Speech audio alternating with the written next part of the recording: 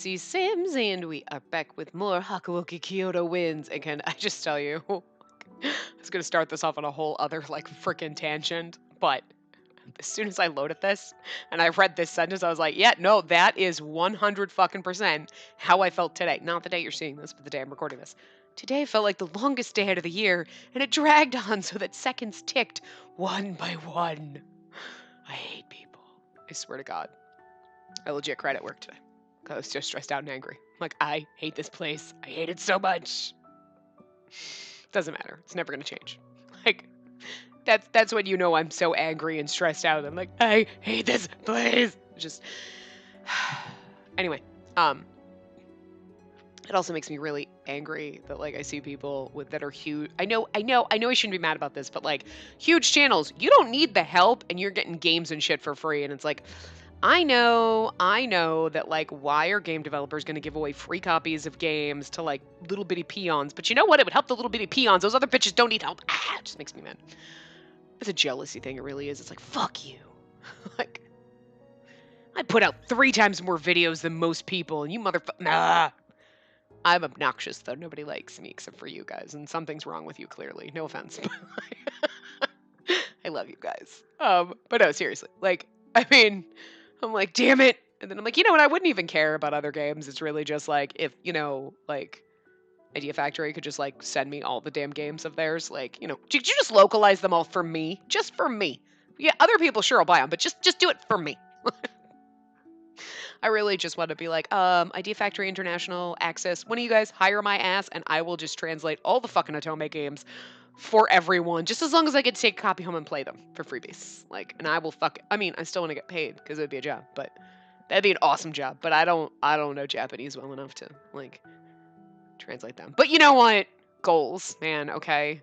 Goal number 1, fucking learn to be able to read Japanese. Goal number 2, actually go to Japan. Goal number 3, fucking get to like translate all the Otome games. Of course, why do I need a job doing that if I can do it? I can just buy them and then play them all for you. So like, but still, that would be cool. Be better than my job now. And I could type better than Tim. That's all I'm saying. Tim sucks. And I can't believe he works for multiple companies because some of these games aren't even localized by Axis. They're localized by Idea Factory International. Like, so hello? Why do you both use the same stupid intern? Anyway. So yeah. That's my rant. Rant over. Anyway. But yeah, no, this sums up 100% how I feel about life right now. That's why we're here, and that's why I shoved food in my face the second I got home because I was starving and my head hurts so bad right now. Just because I didn't have time to even eat lunch. I threw a granola bar in my face. That's all I've eaten until I came home and stuffed. It was supposed to be for quesadillas. I made like barbecue chicken with like pineapple, jalapenos, pickles, onions. And it was supposed to be for quesadillas. I had made like enough so you could make like 2. So I had one the other night, and tonight I'm like, fuck it, I'm just gonna heat it up and throw it on a wrap. This is like a fake quesadilla. It would have been better with like rice or I don't have lettuce, but it would have been better like on rice on the wrap. But I'm like, ain't nobody got time to cook fucking rice, even though it's like instant rice and it takes like 5 minutes. Ain't nobody got time for that shit. We gotta play these games. So anyway. Now that we're here, I don't know if we can skip. Oh no, we can't. Anyway. Finally, the night was drawing to its closing moments before dawn emerged. That's the most depressing time. Dawn's going to emerge, and it means I have to get up and go back to work. When the sky was its darkest. I'd been sitting beside Soma, who stood as the sentry while we gazed upon the overcast sky. Oh, pretty. Nothing of note around the gate today. Man, it's been strangely quiet. That's when you know there's a problem. I know. Yukamura, you're not obligated to stand watch here with me.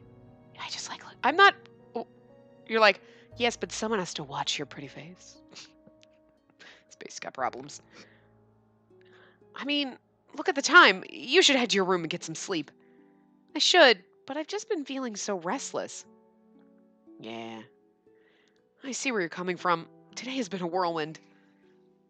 The assassination of Kashitaro Ito sparked an incident, later known as the Aburano Koji incident, erupted between the Shinsengumi and the guard. As fate would have it, this moment of vulnerability invited Kazama and his men to attack the compounds. Since most of the Shinsengumi captains were occupied elsewhere, we suffered heavy casualties. With all of us being pulled in so many directions, it was hard to find a moment of reprieve, let alone quiet, in order to process how comfortless we all felt. I didn't read that right, but it's okay. Only just a while ago did things finally settle down. So I was sure the other warriors were completely exhausted, sleeping as if they'd never wake again. From what Harada had said to me, it seemed like the battle at Aburano Koji was a bloody, drawn-out one. It was only supposed to be between the Shinsengumi and the guard, but the Satsuma and the demons ended up participating as well, and then the demon showed up here. It's like fucking weird. In the midst of the fray, Heisuke had suffered a fatal wound. As they were carrying his unconscious body to the compounds, everything became bleak as I felt the blood drain from my face in shock. I want to stay up just a little while longer. I'm worried about Heisuke. Everything will be okay, Yukimura. Dodo is a strong man.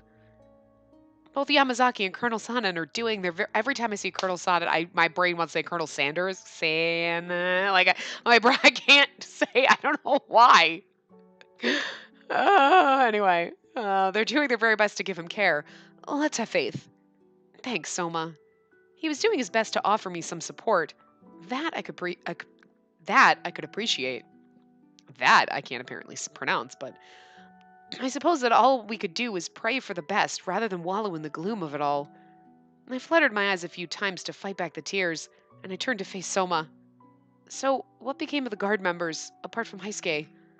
I don't know much either. Some didn't make it, and some ran away. Some were even killed. Some didn't make it, and some were killed. That, to me, is the same damn thing. What I thought you meant when you said some didn't make it. At least, that's what I heard. But all we know for sure is that Ito is dead. This may mean the organization is done for. Right, makes sense. As someone who was somewhat involved in Ito's death, the reality of this stung quite a bit. I knew, though, deep down that there was no other choice we had. But I couldn't help but think about whether all of this was the right thing to do. Rarely are we trusted to make these decisions alone. What if there was another way? If there was something else we could have done instead of killing Ito, this wouldn't have happened.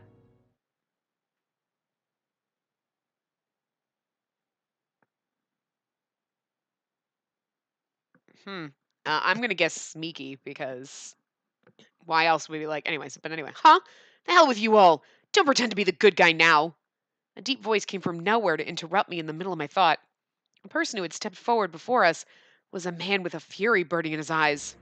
Told ya! Who else would show up and be mad that we killed Ito, right? Miki? What are you doing here? Look at it, the bitch stance. I love it. I love him and Takeda. I really fucking do, because they have permanent bitch face. Everything they do is bitch face, and they're so pretty. And it's they're just the pretty asshole. You're I fucking hate you, but you're so pretty. And you stand and you're ugh. And they both have that snotty ugh, nose in the air, snot face when they fucking go to fight. And I love it. I just love it. I love the asshole characters. They're the best. They suck so bad. They're written so well, though, because they make you I just want someone to stab you. I mean, you're pretty, but I want someone to stab you. I'm torn. Isn't it obvious? It's because of what you were just talking about. I was attacked by both the Shinsengumi and the Satsuma at Aburano Koji. Miki was glaring at the compounds with tired eyes, and he was almost dragging himself to move forward. Dripping from his ragged, torn clothing were patches of bloodstains, and he still had his sword drawn. Hattori died there. Monai died there. Toto died there. Toto didn't die there, but that's okay. Takeo Hattori, a member of the Guardians of the Imperial Tomb, he moved to the capital with Ito. He was originally a member of the Shinsengumi before joining the Guard. Aranosuke? Aranosuke. Ooh! Monai? A member of the Guardians of the Imperial Tomb. He moved to the capital with Ito. He was originally a member of the Shinsengumi before joining the Guard. Do you ever get that creepy sense of deja vu? And my brother! Miki's body swayed back and forth. He appeared so disoriented as he drew closer to the compounds. When Miki came near to us, Soma drew out a sword. Yeah. Why? Oh, for a minute I thought that was us, and I was wait, why are we calling him as one of me? Wait, Saburo Miki, where do you think you're going? Shh, you don't know? I'm paying Kondo and Hijikata a little visit. I'm gonna kill Hijikata for making the order. I'm gonna kill Kondo for approving it. And I'm gonna kill the captains for doing nothing to stop it. Okay, you know what? You just go right. Wait. Hold on. Wait right there. Let me just wake him up. He's gonna. He said he's gonna kill you guys.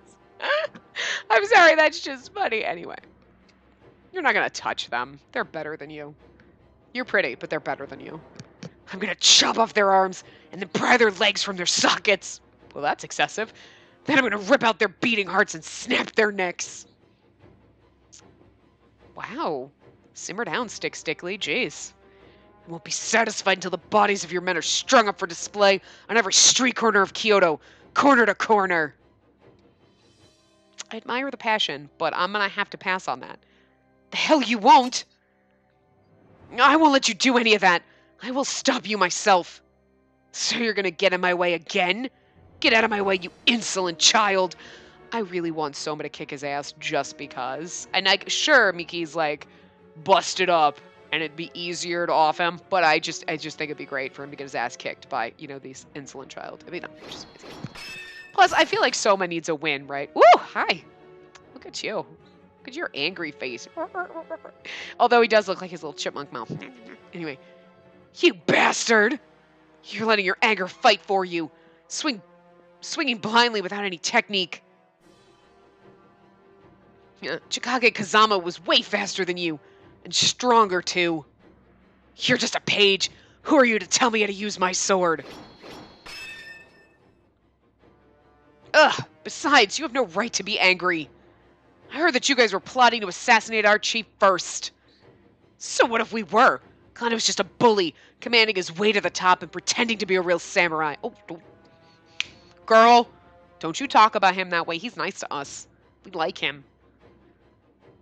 Even if he has his faults, which he might, but I don't know. They've never made us feel that way, right? You're like, he's just awesome. Shut up.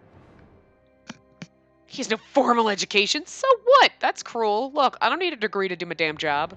I have one, but I don't fucking need it. He's no bearing on current events. He's just a sword slinger from the country. Ooh, what? City folk think they're better than those country folk. I'm not from the country.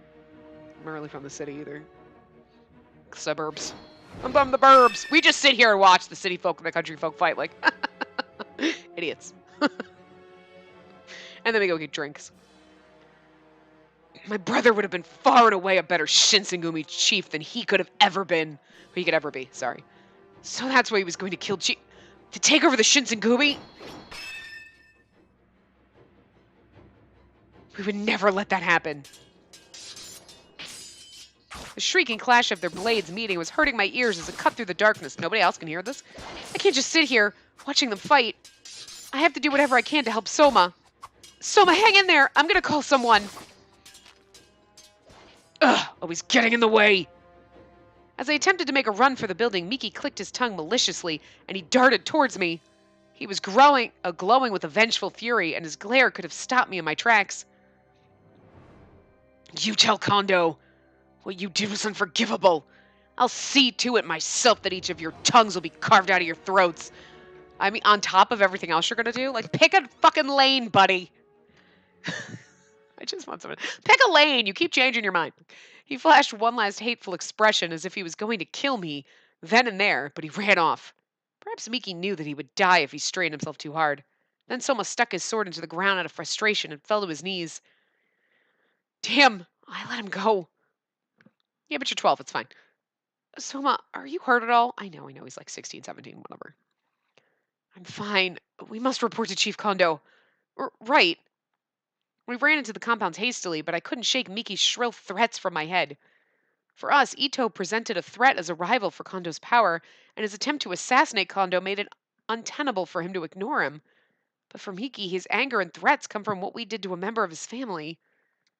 Even after Miki had disappeared, his hex echoed over and over in my head, giving me anxiety over what he could still do. Him and Takeda, Jesus, it's two of these assholes. After hearing different sides from different people, we were finally able to see the whole picture. Kazama's attack on the compounds was a diversion which resulted in many wounded soldiers, but luckily no deaths. On the contrary, the Aburano Koji incident had resulted in 4 deaths, including Ito of the Guardians of the Imperial Tomb. The fallen were all former Shinsengumi warriors, so I've been mildly familiar with some of them. Ito, Monai, Hattori, and Haisuke, but Haisuke's not dead. At least, that's what we had told to the public.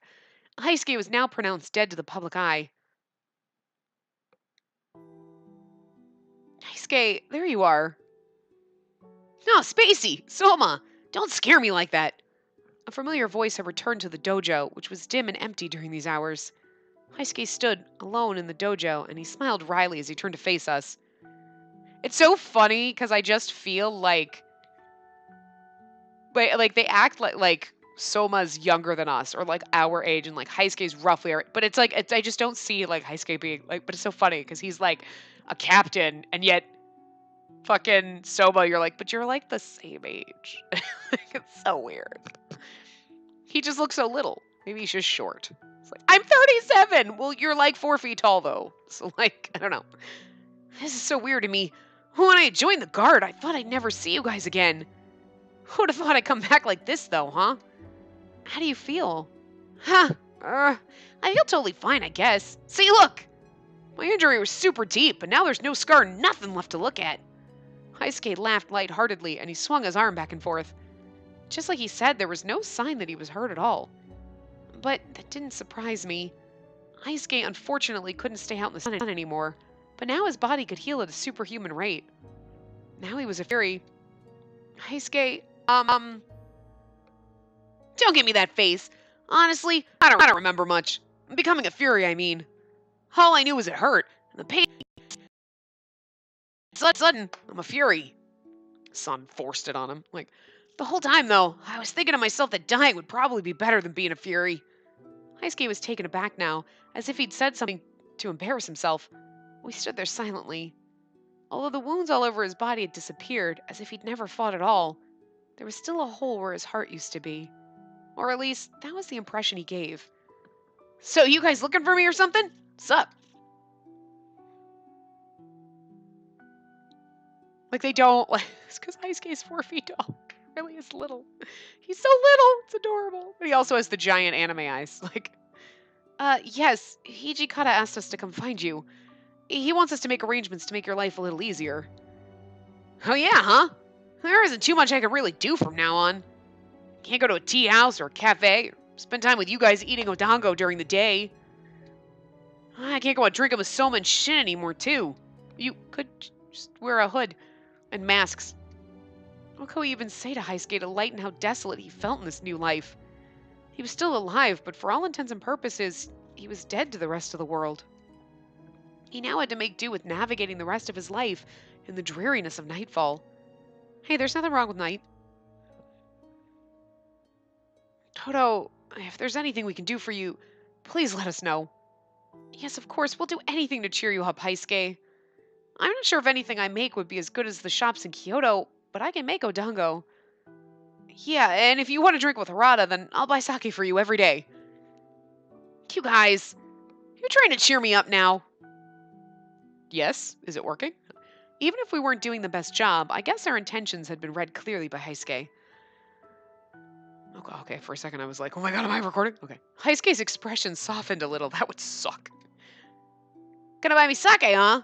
But I wonder why. He doesn't look like much, that Soma. But every time I see him, I keep thinking of someone. Who?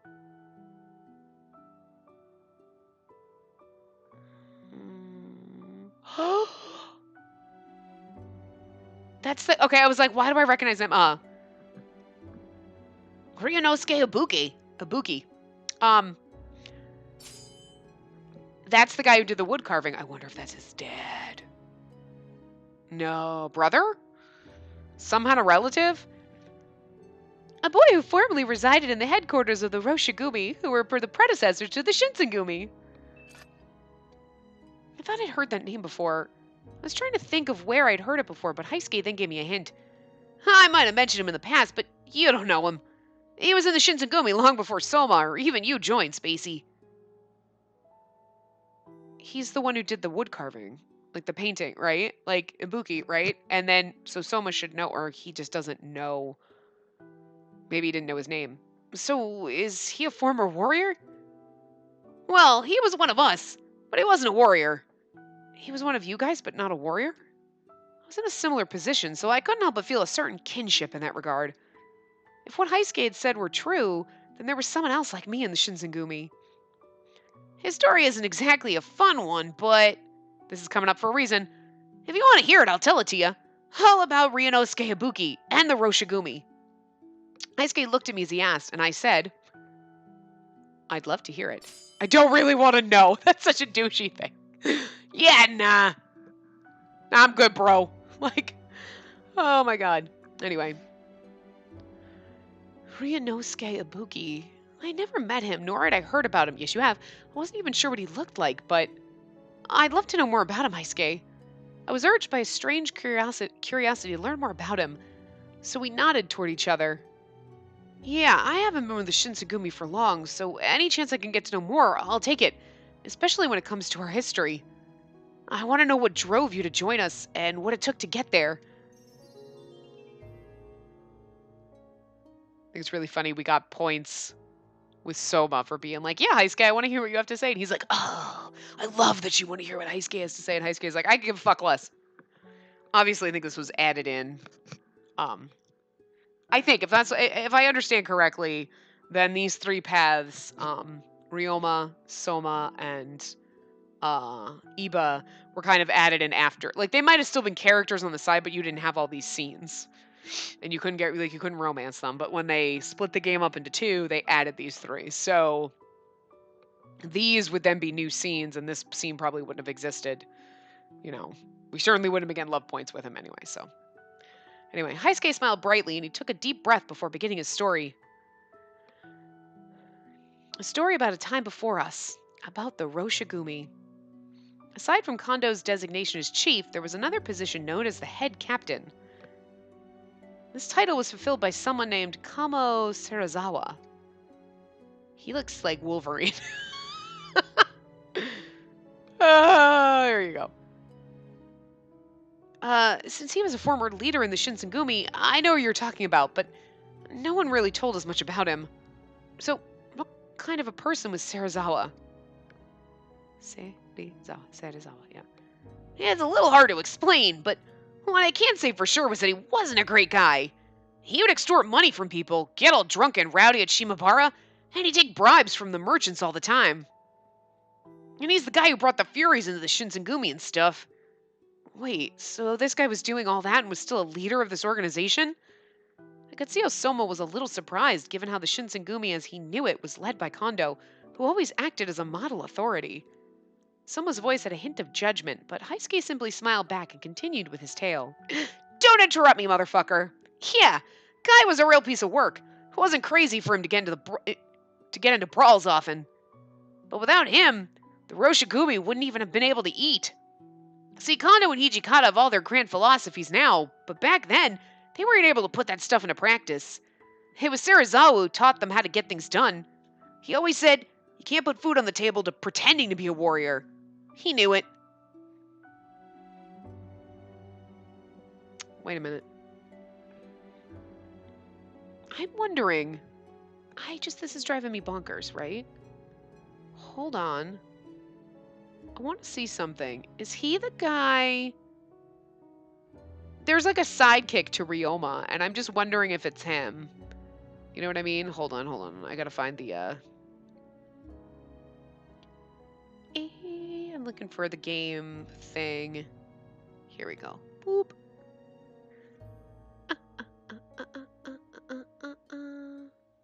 I'm scrolling down. No, it's not.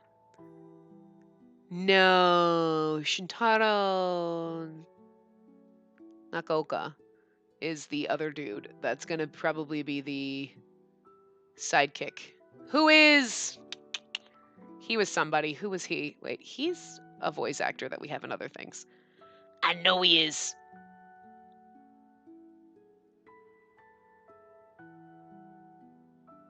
Oh, yeah, that's Saint Germain. I knew it. I was like, he's in something else. Yes, Saint Germain. I just wanted to check that because it was curious. Because all of a sudden they're talking about him, and I'm like, But no, Saint Germain is the sidekick to Sebastian. I can't help it. I cannot wait for Ryoma's round now. Oh No, I can't. I was like, it just in my brain last night, I was sitting there and I was just like picturing Ryoma, right? And I was just hearing Sebastian's voice and I was like, it's gonna be fucking weird. Like, oh, I know we don't listen to the voice acting, but it just, it makes me want to, but at the same time, like I said, I will not, like, it would just, I don't know, like, there's a, like, I want to, even at the end when we're done playing a game, like, go through and just listen to a scene, like, listen to people's the actual voices for the characters, but then I also feel like if we do that, it's gonna be like, I gave them voices, and then they're not gonna sound like that, and then it's gonna be weird. You know what I mean? Like, especially when you think about it, like, in this, we're going to play Edo Blossoms after. So we couldn't do it until we were done with the game. Like, okay, Edo Blossoms is done. Now let's do it and see what they actually sound like. Because otherwise, then we'd listen to it here. I'd go to Edo Blossoms and I'd be like, but now I can't do their voices because I'm going to try to do it the way they actually sound. It's going to be weird. I don't want to ruin my voices for you guys. I don't want you guys to watch and be like, your voices suck. I don't want you to realize that. I don't want you to realize that. I want you to be like, your voices are great. And then, you know, because if you hear the real voice acting, you'd be like, oh, wait, we realize how much you suck at this. So, anyway. And so, Ryunosuke Ibuki, the guy I was telling you about, was the poor soloist forced to work as Serizawa's page.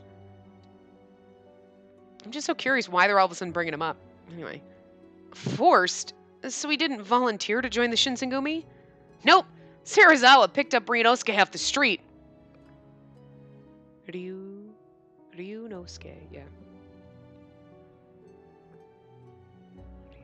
It's really hard to say that. Anyway. Kid could barely cut it out there.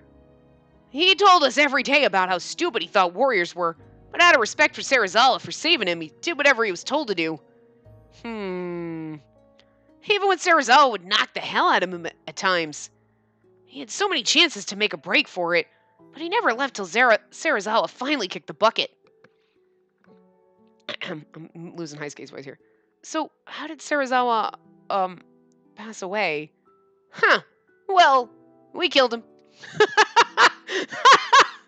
Heisuke.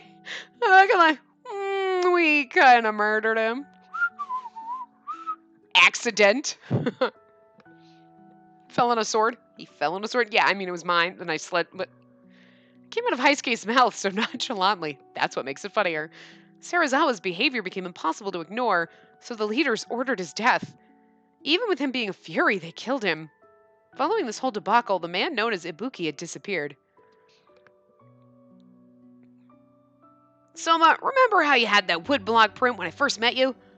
The picture was of the former chief of the Shinsengumi, Kamo Serizawa, in his fury form. Kamo Serizawa, one of the chiefs and founders of the Roshigumi. He was the one who introduced the water of life to the Shinsengumi. I see. So that's why all you freaked out when you saw that I had it. Yep, Ryunosuke was the only person who could have drawn Serizawa in his fury form. Come to think of it, I remember everyone showing signs of relief upon seeing the picture. Heisuke paused from telling his story for a moment. Then he looked at Soma. Hey, Soma? I know we kind of put you on the spot back then, but can I ask you something? How did you get a hold of that drawing? I lost my traveling expenses in Edo, and there was an artist who took me in and fed me. I owe him so much because during that time he gave me one of his drawings that he liked, and he told me to sell it to put some money in my pocket. So that man was Ibuki then. Guess so. However, I don't think he meant to give me that woodblock on purpose. He had me choose one out of his whole collection, and when I chose that one, he kind of jumped. But I was very, very enchanted by this particular work of art. It just looked so real, as if it was alive. And then that woodblock brought you all the way here to the Shinsengumi. Sounds like fate, huh? After finishing his story, Heisuke seemed to feel a great pang of relief after letting out a big sigh. Honestly, more than anything, I'm happy. Happy to hear Ryunosuke's alive. He was kind of forced into the Roshigumi, and because he lived with us, he got sucked into all our craziness. It would have been so sad if it ended up killing him, so it really makes me happy to hear he's okay. Judging by Heisuke's relief, I could sense that Heisuke and Ibuki were really close back in the day. It seemed as if knowing Ibuki was alive brought him some well-needed perspective. For what it's worth, Heisuke, I think we feel the same about you. I'm also really happy to hear you're alive, no matter what may have happened. I'm sure Ibuki would be happy to hear that you're still alive, too. Yeah, I'm sure. Heisuke paused, squinting to think for a second. Then he turned his back on us and began to walk off. Jeez, you guys! Don't get too soft on me! When he turned around again, he was wearing a smile that so perfectly fit the old Heisuke. He was slowly dissolving into the darkness. I noticed Heisuke looked smaller than usual. Even then, he did his best to provide us some cheer at the end of it all. He looked into the distance longingly. It was clear Heisuke wasn't who he used to be. I wonder what'll become of Heisuke. I think he'll eventually join the Fury Corps. Because he'd already died once, don't you think he'd think twice before fighting again? I mean, I shouldn't have been one to presume how Heisuke might have felt, but knowing how much this has affected him, I couldn't help but ask. It's kind of like, well, what else are you going to do? You're just going to sit around on your fucking ass and do nothing? Like, they brought you back to, like, you could have just died. You could be like, I'm alive. Well, twiddle my thumbs for eternity? Probably gonna fight. Soma began muttering to himself, but his voice had felt a little sympathetic. I think I understand where Toto could be coming from.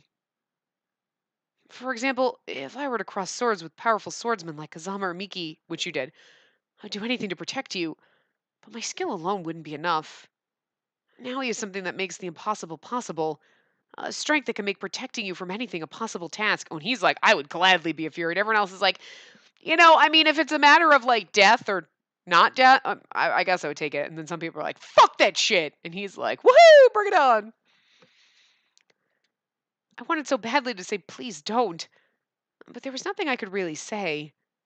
I don't know if I'd reject that chance.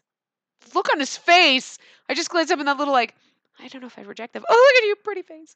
Soma looked at me as if beckoning me to smile, but I couldn't bring myself to answer him. Oh my god, my neck hurts so much. Okay. La la la la la la la la la. La. Skipping. We have one more choice. Wow. The cold frost of winter was so invasive that even the inside of the compounds were freezing. Okita?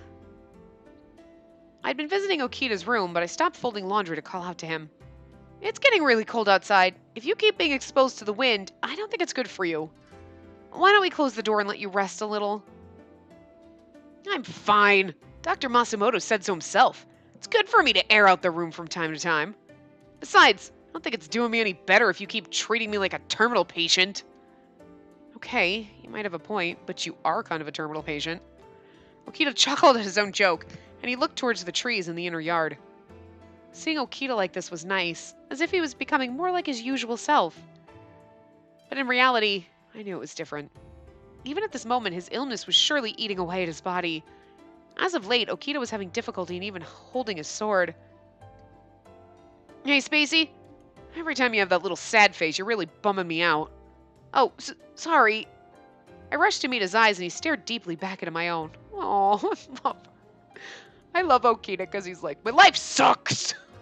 He's such a feisty little bastard, but his life sucks. He's a feisty little cripple kid. Like, he's like Tiny Tim.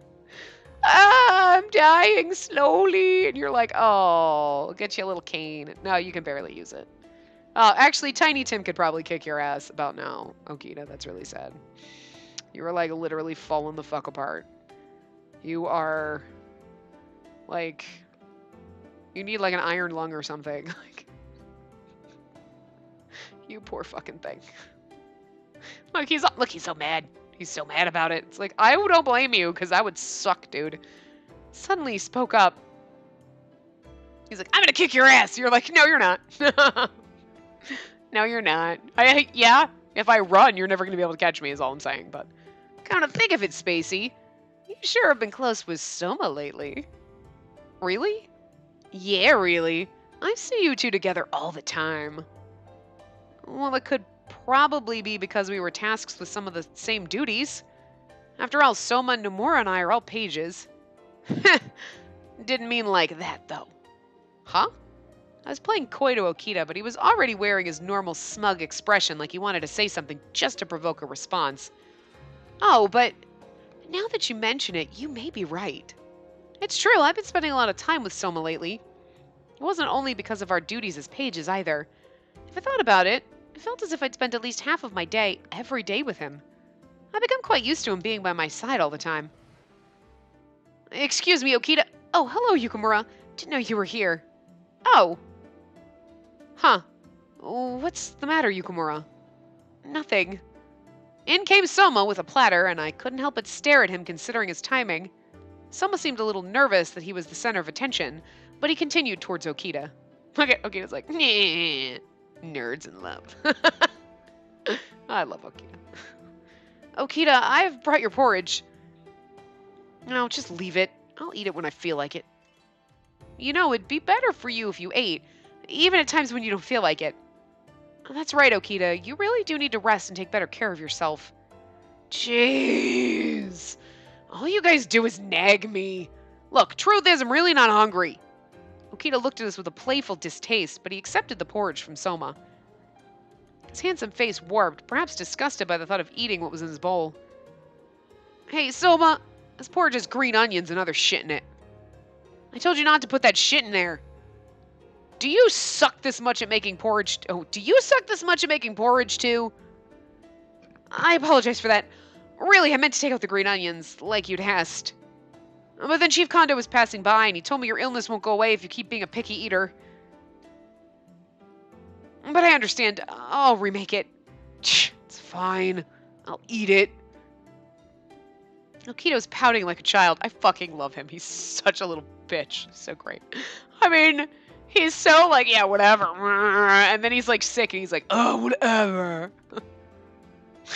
He's such a whiny, cocky asshole. I fucking love him so much. He puckered his lips, grabbing the bowl, and gingerly brought it to his lips. As he was slurping the porridge, he looked dissatisfied, but at least he was eating. I sighed with relief. Okita, do you only listen to what others have to say when it comes out of Kondo's mouth? What are you trying to say?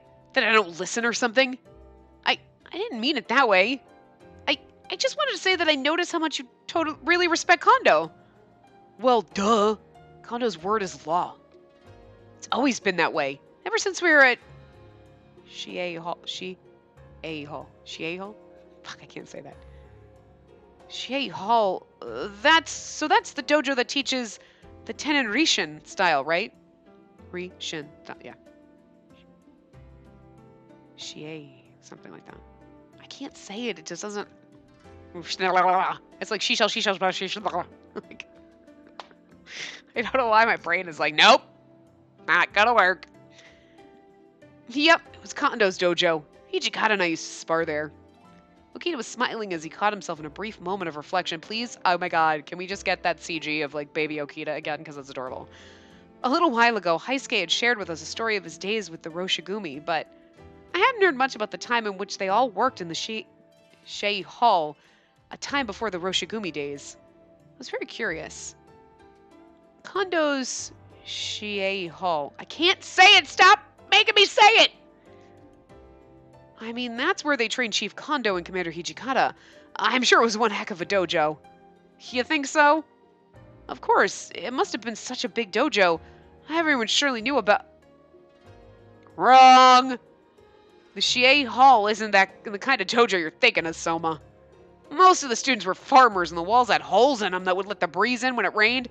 Oh, would let the breeze in. When it rained, the building leaked like crazy. We were the jackasses that had to fix it. It was a real shithole looking back at it now. We looked around, and surrounding us now was a newly built, state-of-the-art compound. Throughout my time here, I had heard that the early days were a little tough, but it's hard to imagine seeing how the Shinsengumi is doing now. Yeah, you guys have no idea. Okita placed the bowl of porridge on a side table, and he exhaled a cool, visible breath of white. I mean, I'm not doing anything else right now, so I might as well tell you both a story about how things used to be. Oh. He began opening up about Shie Hall, which was a small dojo where a young Kondo got a start. Please show me baby CGs. I want to see baby thems. The dojo was located in the countryside, which was night and day compared to the 4 largest dojos in Edo. Other people always used to give a shit for being the dojo with a bunch of farmhands. But of course, if anyone said it to our face, we made sure to teach them a lesson.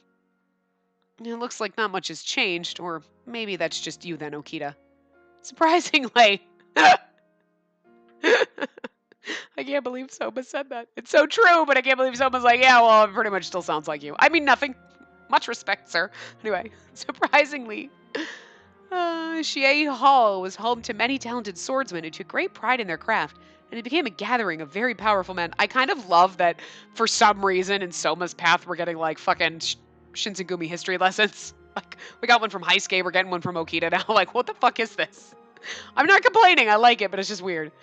Both Hichikata and Inoue were pupils at the time. On top of that, Sana, Nagakura, Harada, and Heisuke were staying there, hungry to learn. Okita, you were a student too, right? Yep, I lived there since I was a kid, so technically, I should outrank Hijikata because he had to commute there.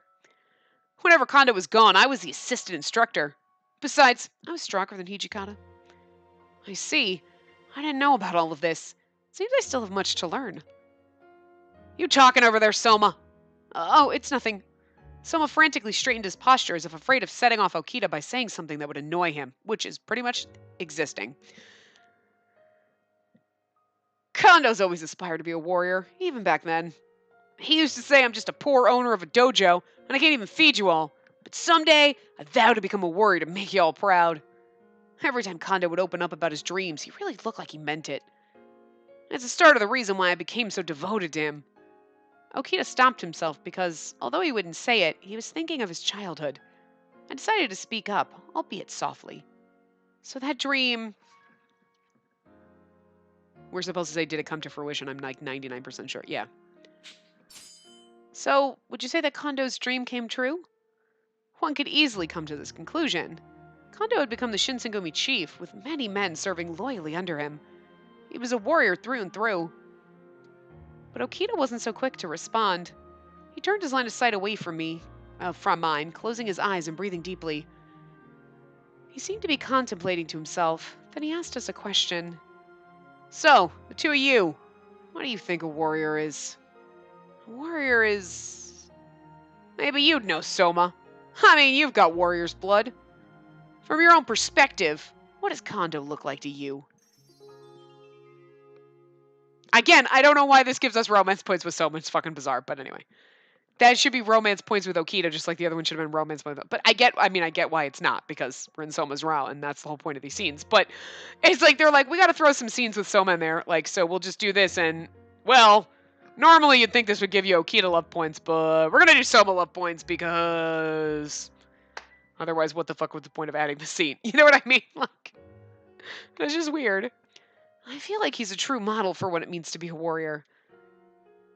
Soma stood up straight in front of Okita. He was putting some thought into his words, and he continued speaking. I've been thinking lately. A true warrior isn't so because of his social standing or who he knows. You're saying some radical stuff, Soma. If the wrong person heard that, they'd give it to you. Even so, my opinion is the same. I was born a warrior, and I've seen it for myself. I've seen plenty of men who claimed to be warriors, but they were so complacent and happy to be handed what they were given at birth. It's also superficial. They just want to keep the ship steady. I have those kind of options. Although not every domain is like that, I've seen so many that think so. Is that why you joined the Shinsengumi, Soma? Yes, this is what I know for sure now. If all I wanted was to work for the Shogunate, then I'm sure I'd have plenty of other options. But there aren't too many groups out there like the Shinsengumi, where people are actually working toward things they believe in. That's why it got me thinking. True warrior isn't someone who wants to gain power for the sake of having it. True warrior is someone who is passionate about defending those around them, even at the risk of their own lives. Someone contained so much passion in his heart, and I could see how deeply he believed his words. Okita's like, oh my god, you're such an ass kiss. Secretly loves it, but it's Okita. Okita, however, didn't say a word. He didn't make any snide comments, nor did he joke at Soma's expense. All he said was one phrase. Thank you. Huh? Yeah, what? What's with the surprise? You think I'm the kind of guy that can't give any credit when it's due? No, it's not that. It's just, I thought you hated me this whole time. So I never imagined I'd ever hear you say thank you to me. And you're like, it's okay. Hey, does he threaten to kill you? That means he loves... Wait, how often does he threaten to kill you? All the time. That means he loves you. Huh. But I do hate you. Okita, can't you just... The moment was a little spoiled, but Okita just laughed it off like he normally does. I do hate you. I'll fucking kill you. And you're like, he loves you. He fucking loves you. But what I hate about you isn't your personality. It's just you. Your upbringing. Can't you see it? You were born into a warrior family, and you just threw it all away. Then you come to an organization where everyone would kill to have the life you were given. It's just like you're rubbing it all over our faces. That's not true at all. I respect the Shinsengumi with all my heart. Yeah, I know that now. And I know you don't mean all of it. Okita kept laughing to himself while keeping a calm and stern demeanor in front of Soma. Look, frankly, your swordsmanship is just a little above average. I'm sure you can handle all the rogue farmers and pipsqueaks in the world, but against a real swordsman, you're as good as dead. Wow, when you put it like that, it all sounds so depressing. But you have guts.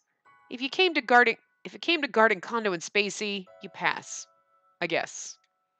Then Soma's eyes grew incredibly wide. Although it was kind of a backhanded compliment to Soma, I'm sure coming from Okita it truly meant the world to him. He's like, you insulted me, but at the same time, my god, Okita, it's like Okita's telling you he loves you. Again, only if he threatens to. Now, get out of here before I fucking kill you. Oh, that's Okita telling you he loves you. It really is. Until I can hold my sword again, make sure you protect Kondo and Spacey, Soma. Yes, sir. I'll do so to the best of my ability. He's gonna die. Kid's gonna die. Okay, Okita seemed fatigued from the length of our conversation, so he slowly crawled into his bed. And so we left Okita's room to return to the common room. I think you're amazing, Soma. He's like, what, really? What do you mean? Okita never usually tells people how he really feels. So for him to share his past with us like that, I think that was a very rare sight. I've never seen him entrust anyone else with protecting Kondo. At times, Okita seemed like he cherished Kondo more than himself, and now he was sharing this responsibility with someone else. Even if it was a temporary thing for Okita,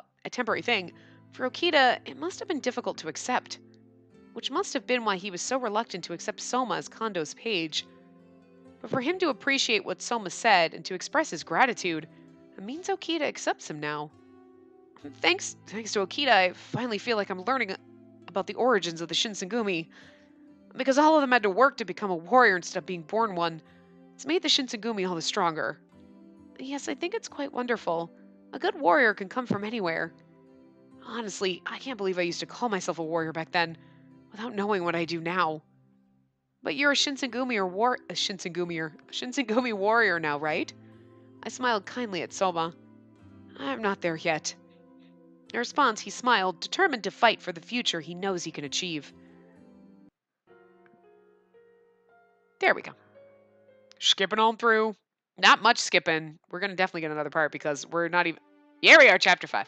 I was like, we're not even at Chapter 5 yet. I'm like, we'll be there soon.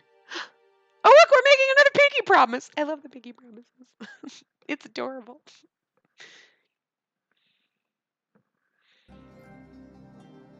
We got so much to catch up on. That's the thing, yeah. Because of imperial restoration, political power had shifted from the shogunate back to the imperial court. And as the restoration became official, the newly established alliance between the Satsuma and Choshu began marching their forces to Kyoto. Formally speaking, the Tokugawa shogunate was a shadow of its former self, but they somehow still had control over aspects of Japanese government. December 1867. After the assassination of Ryoma Sakamoto. This is so sad. It makes me sad every time we read that. We're like, no, he's only going to survive when we go down his path. There's no way they can like have his path and have him die. Like, you can't do that to me. You can't do that to me, game. That would be such a fucking cockblock. Like, but he dies. The only time it wasn't mentioned was in a couple of other paths. I don't think they mentioned it in Harada or Nagakura's route, but they've mentioned it in almost every other one. Anyway, after the assassination had occurred last month, tension between the shogunate and the Satsuma had reached its peak, developing into a full-blown declaration of war. The name Ryoma Sakamoto had sounded somewhat familiar. From what I remembered, he was a Tosa Ronin from the Shinsengumi had been watching closely. Shogunate officials had commanded the Shinsengumi not to lay a finger on Sakamoto. Regardless, there was no way the Satsuma or Choshu, who had been cooperating with Sakamoto, could let this go quietly. Oh, that's right. Ryoma's the one that when they assassinate him, they frame Harada for. Like, and he's like, wait, but what the fuck? Why me? Like, but the funniest part is, so I guess they do kind of, but they don't mention it at the end, and you'd think it would come up more in Harada's route because they frame him for it. That's true. They mention it. They mention the assassination and everything in the scene where we're in the common room, and then Saito is back, and then they decide they're going to go kill Ito. Like, that, around that time, that all happened. So anyway. Since assuming power through the path of the imperial court, they gathered forces in Kyoto. The shogunate, on the other hand, was becoming agitated by the pervasive enemy military presence within the city. As a result, they attempted to respond with their own forces in a show of brute authority. Because of mutual interest, the Shinzengumi had been ordered to guard the Fushimi magistrate. I still love the word Fushimi. We were drawing closer to the end of the year, only a few days remaining in 1867. The threat of war loomed above all of us as the men began fortifying the Fushimi magistrate. Fushimi. I can't read that word without thinking that way. Fushimi. Ugh, guys, start busting ass. All those guns better be in by sundown. Hey, who the hell placed the cannons right next to the bonfires? Trying to kill all of us, are you? The anticipation of a possible Satsuma Choshu attack made everyone anxious to hurry with preparations for the war, myself included. Today I had awoken early to perform some chores around the magistrate. Hey, Harada and Nagakura, I'm sure the two of you are tired. I prepared some tea. Want some? I prepared some tea. Want some? Like that. I don't know why I read that like a robot, but... Oh man, how nice of you! Thanks, Spacey. Man, you know what would make this real great? Is if you filled all this with some sake instead. Don't be stupid, Shin. Save it for later. Sorry, Spacey. I know you've been working on stuff too. You must be tired as well. No, I'm perfectly fine. This is my job after all. If I were a man, I'd be able to do my part by serving or offering labor to help, but this was the only thing I knew how to do to prepare for the war. I felt bad as the two of them laughed, perhaps trying to lighten the mood. No need for the long face, sweetheart. Leave the fighting to us. Did he just look, he just fucking called us sweetheart. You know what? It's like 1950s sexual harassment. It's okay, sweetheart. Smacks you on the ass. Go back to filing papers. Like, what the fuck? Harada, I love you, but Jesus. That was like rough. No need for the long face, sweetheart. I'm gonna let it go, though, because we love you. But why couldn't you didn't call me sweetheart the whole time we were dating you? We're in your path, falling in love with you, but now you're gonna call me sweetheart? Honey. Honey. It's like such a sexist nickname. It's weird. Like, if you're dating someone and they call you sweetheart, you're like, hey, sweetheart. And you're like, oh, that's fine. But some dude like, oh, never mind, sweetheart. You're like, did you just fucking talk down to me because I don't have a penis? Because I will fucking punch you in the dick. Like, because it's just for, like, back in the day when everyone's like, oh, sweetheart, darling. And you're like, you're throwing these nicknames at me because you think I'm lesser form of life than you. And it just makes, you're like, shouldn't bother me, but it does. Like, did you what now? Really? We should start doing that to men. Start calling some kind of derogatory nicknames like that. Just start calling them things like that. But like nothing you come up with for men like would be like it's like what you can do, call him captain. I mean, hello, I'd fucking love it if people like no need for the long face, captain. Ha! I like that. You're calling me a captain. You know, but I mean like, I don't know. Gotta come up with some of these payback time. Anyway. You're like, I love you, Harada. If we had not gone around Harada's route first and we'd done this one before, I'd have been like, what the fuck? But it's like, but we love you, so it's okay. Yeah, we'll just force those Satsuma Choshu assholes away. Get back to headquarters, stat. Oh, right. He was right. But then he locked the fighting would be over before we knew it. Don't you poop on my couch. Don't. No. No! You son of a bitch! You fucking know better! He was sitting on my shoulder and he flew away and I knew what he was gonna do. You know better! What the fuck? Why are you such an asshole? Why? You know better! And then he's looking at me like, oh god. Yeah, you know better. I love you, but you know where to poop. It's the poopy pads. Not on the couch. On the poopy pads. That's what they're there for. You're such a brat. You should look at me with shame face, because you know you did naughties. Isn't that good? I mean, I appreciate that you didn't poop on me, but not on the couch, buddy. Jesus. God. It's like the dumbest. He's like almost potty trained. He's someone where you're like, oh my God, you're so good. You're pooping where you're supposed to. And then for some reason he thinks that like when he needs to poop and he's with me, they're like, let me fly into the kitchen. No, not in my fucking kitchen. What the fuck is wrong with you? Or like in this case, I'll fly away from you. Instead of going to my cage, no, I'm going to poop on your couch. What the? He's not pooping on me though. So it's like, I got to give him half points, but it's still like, oh, God damn it, bird. You're so close. You're so close. He doesn't give a fuck. He's like, look, I didn't poop on you, lady. I get points for that. It's like, he just doesn't get it. Only half counts. Jerk. You get a C for effort. Anyway, the two of them had always been so dependable, so I couldn't help but feel a sense of relief as I handed them their tea. Everyone, the weather's been cold recently, so please enjoy some warm tea. Oh, thanks, Yukamura. If you could leave it there. Oh, in a way, you're not dead yet. I also made some rice balls, so please feel free to enjoy some of those as well. That's good to know. I've not had a thing to eat all day. Oh, I love you so much, Said. I carried tea and a light meal to each of the men. Saito and Inoue, as well as some of their men, had been drawing plans upon a large map. With the Uji River south of here, I assume the enemy camps would either situate themselves here or here. Yes, we only need to look for an area that would be conducive to a large gathering of forces. However, we shouldn't underestimate them. The Satsuma Choshu are gaining momentum. I'm certain their momentum is only a result of the shogunate loosening of power. What's truly concerning is that their morale is increasing. However, as it stands, we still have the tactical advantage in terms of numbers. Oh, in a way, you're so gonna die, and I love you so much. He's so great. He's like everyone's grandpa, right? If it is a matter of holding our ground, we needn't worry.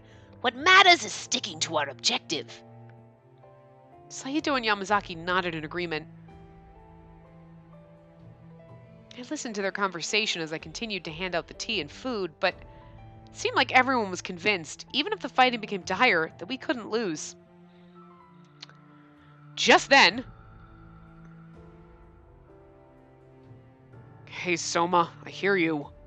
Echoes of a more serious, intimate conversation came from the inner yard, and I looked over.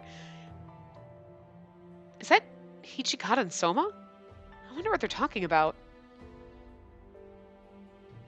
Everyone's convinced that victory is all but assured, but I don't think we should underestimate our enemies. When I was in the Shogunate army during the Choshu expedition, the Shogunate thought they could just waltz in and teach the rebels a lesson. Kazue Soma, he became a lordless samurai and joined the Choshu expedition as a member of the Shogunate army. A lordless samurai. Then, when the action started going down, the Shogunate army ended up losing. So if I'm hearing you right, you're saying we're gonna lose too? Well, I mean, I wouldn't say that yet. Look, I'm not trying to call you out. I don't mind listening. Just give it to me straight.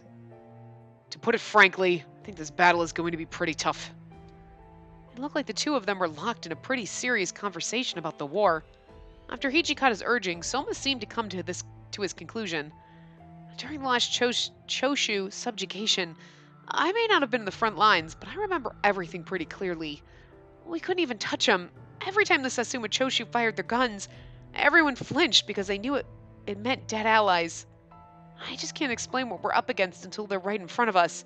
You have to see it. The gap in artillery between us and them is something I've been worried about for a while. But then again, we can't just roll over and take it without giving it our best. Yes, sir, I understand. And we can't worry too much either. That won't do much to stop the bullet when it's coming for you. He's like, you make it sound so fun.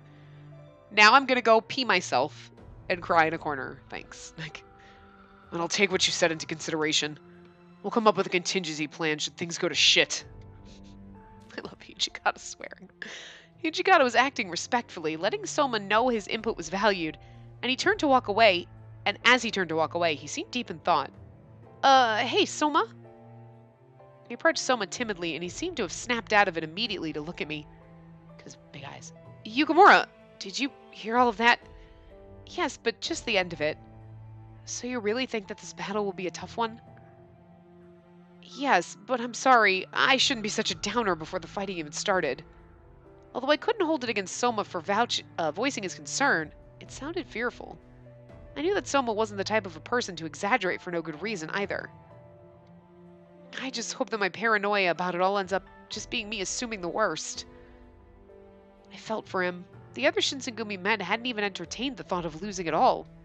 However, no matter how much I told myself that it was all under control, I couldn't help but worry. It wasn't even a matter of winning or losing. Regardless of the outcome, I was afraid of thinking what could happen should one of the warriors become seriously hurt. As the rumbles of war continued to build, I could only let out a sigh. Luckily, the Shogunate army had all allied domains such as the Aizu and the Ugeki unit in which Iba had joined. The moments until the eventual breakout of war were lessening, and the Shogunate pulled every ally they could towards Kyoto. Within Fushimi, a war council was called upon to delegate strategy, and Kondo had been invited. Soma, Shimada, and I had been accompanying him as his guards and assistant, and we were on our way back to the magistrate after the meeting. Oh, this is where you get shot. Dun dun dun! We're gonna wrap this part up here though, so I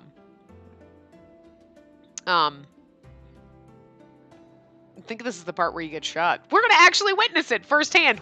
Wow, cool. It was always like he got shot, and then okay, and then they're gone. I'm like, whatever, and you're like, what? Okay. So anyway, I'm gonna wrap this part up here. We have one, maybe two parts. I don't know how long his ending is, but we usually get through some of our choices and have a half an hour, and we haven't gotten to any of the choices in chapter 5, so we might actually get like another part and a half out of his path, so I'm not sure, but we'll see what happens. So I will see you guys next time. Remember to give the video a big thumbs up and subscribe to see more.